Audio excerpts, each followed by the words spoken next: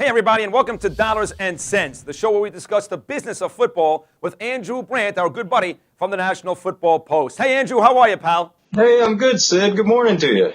And good morning to you. Nice to have you back. I'm always intrigued by the business of football, Andrew, so let's get right to it. We spoke at length last time about the Michael Crabtree situation in San Francisco last week. Is there anything new to report on Crabtree in San Francisco? Well, unfortunately for 49ers fans and people who are following this, there's really not much new to report. I think what we talked about last week is still going on. I think the Crabtree camp is looking at this Darius Hayward-Bay contract, the number 7 contract in the draft. They're number 10. They're 3 picks away, but it's a receiver contract. It has some interesting escalators that bring the value of the contract up to the $40-50 million range. And I think the Crabtree camp wants to be kind of between Darius Hayward-Bay and where he should be. And the Niners are saying, hey, we are slotting you like all players are slotted in the draft. And not only are we slotting you, we're being very generous, bumping you right up against the pick above you, which is B.J. Raji, who's an defensive lineman. So there are fundamental differences on how this contract should look. Here's where we are, Sid. We're on the beginning of October. This has till November 17th to get done or not get done. My sense now that we've gotten a few weeks into the season is this may last a while until we get to a real deadline situation, which is mid-November. So this may be on hold for a while.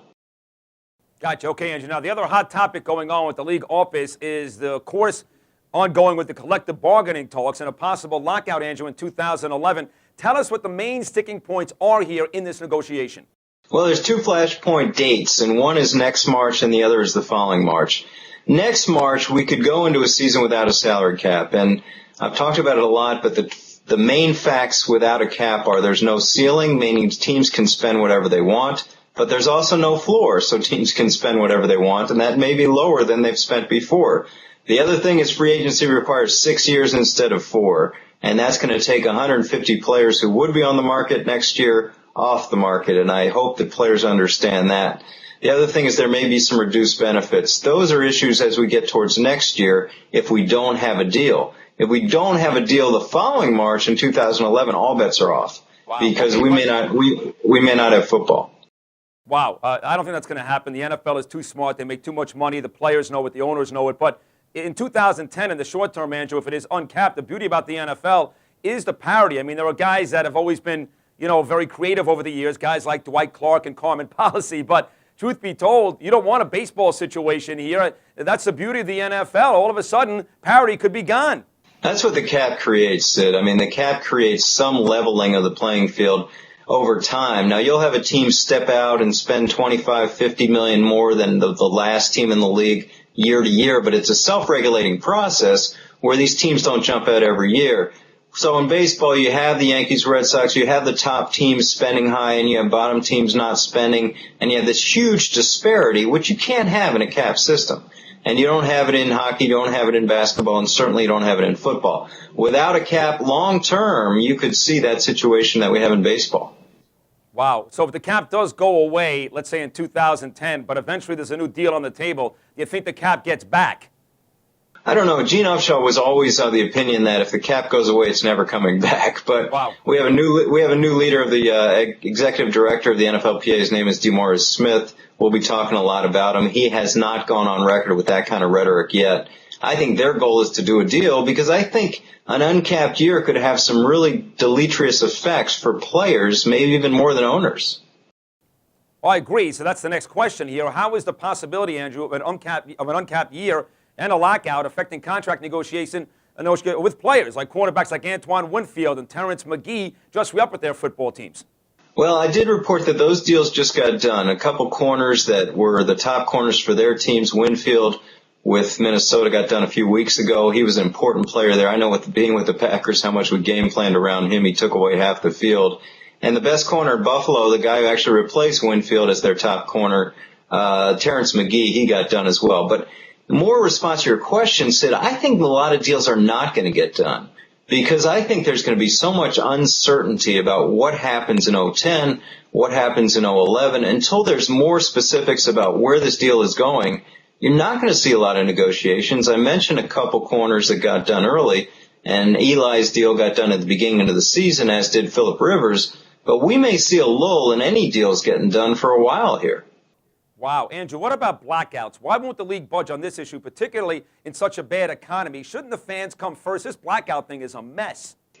Yeah, it's scary, but, and I've heard talk about, hey, the economy's down, let's lift it for a year or things like that. But you have to understand the league point of view here.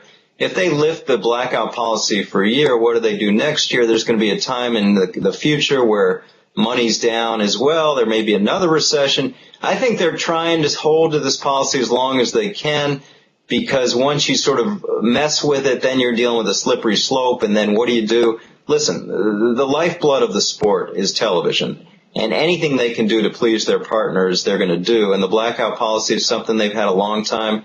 They're going to stick with it. And I know teams like Jacksonville are going to struggle, but they're going to stick with it at least through this year until there's long-term effects.